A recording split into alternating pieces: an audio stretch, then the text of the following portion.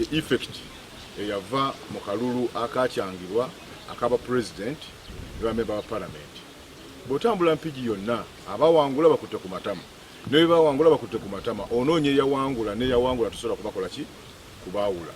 Kati abantu emmeme zaabwe ne zifa because abantu baleka emirimu gyabwe basacrificinga time yaabwe ne bajja basobole okukola ki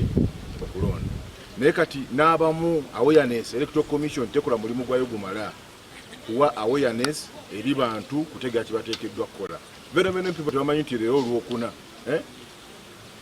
waliyo okulonda. Actually eteekeddwa na kubeera public holiday. Under Council Royalty 5 omwami n'omukyala naye ekiri wano nonze abantu babiri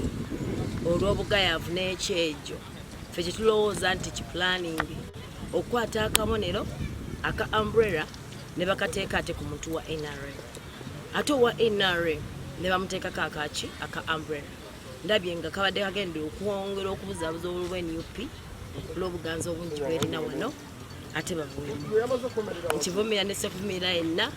ti electoral commission eveeyo yetonda mudira mutya ambulera muteke ku basi mudira basi mugiteka ku ambulera kijja kitya era lwaki kitegeeza bw'obuyinza baabwe twalya baabwe fugadda baagala ffe tubeere mu ntiisatiisa buli bukadde kututiisatiisa batubye ogusooka ne tumanya era batuddamu ogwo okubiri batwagaza ki byetwadde tukola kubanga nze ndi mukulembeza abadde olwaleero naye bwetukedde ku makya okulonda tufunye amasimu agandaga nti obululu bwaffe obwa bokisi yaffe eyaba direct councilor bwamikisingiddwa oba buli mixed up nga ebifaananyi n'amannya tebikwatagana ekitegeeza nti kyakoleddwa electoral commission sijja kujja eddoboozi ligamba nti si biteeketeeke kubanga ekitongole ekifaanaganako ng'electoral commission tulowooza nti kiteekeddwa okuba ekyekenneenye ennyo obutazanyira mu kusalawo kw'abantu. Ekibadde olwaleero mu lululu lwa leero tubadde mubuzaabuza mungi lwa nsonga bagezi oleeta kandidate waffe kansala omwami